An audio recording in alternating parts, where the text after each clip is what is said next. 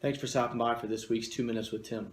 Last week's episode we had many viewers and a lot of folks contacted me and told me it was very helpful. So we're going to keep doing these into the near future as long as people keep finding them helpful and a good resource. Remember, you can find back episodes and the script for the 2 Minutes with Tim episodes by going to timvanronsland.com. This week I want to talk to you about pharmaceutical litigation. You've seen the ads on TV and the commercials that describe a drug and then ask you whether you have had any problems with that drug. And this week I want to talk about a case I have involving a drug called Xarelto.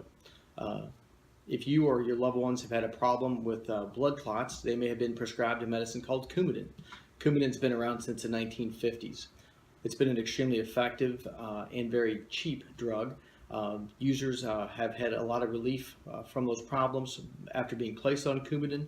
They do have to watch their diet, and they have to get regular blood tests to make sure their blood isn't too thick or too thin. The drug's been around for a long time, and about a 30-day supply costs around $4.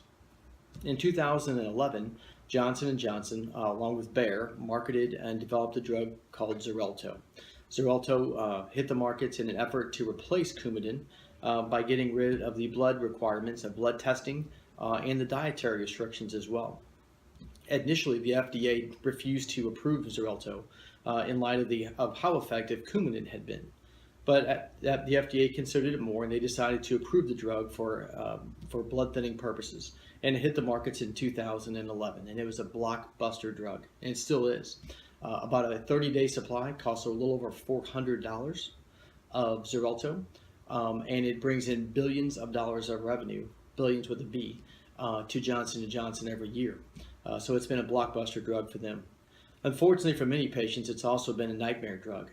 It has been hit the market, and it has been one problem after another as it relates to episodes of bleeding, complaints of increased bleeding, unlike Coumadin.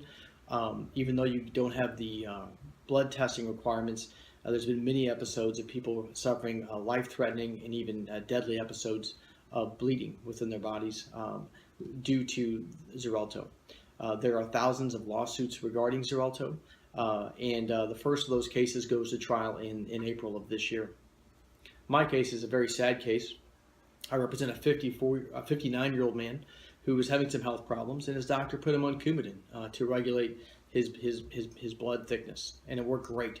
After several months of being on it, his doctor decided to change him to Xarelto in hopes of getting rid of the requirement for the blood testing. So they did that, and after only a few months, he started having significant problems and was sent to the hospital. Once he was admitted, it was discovered he was having bleeding within his brain. There's not much you can do for that because Xarelto doesn't have a restrictive agent that can reverse the blood thinning. And a few months later, he died, leaving behind a wife and a severely disabled son.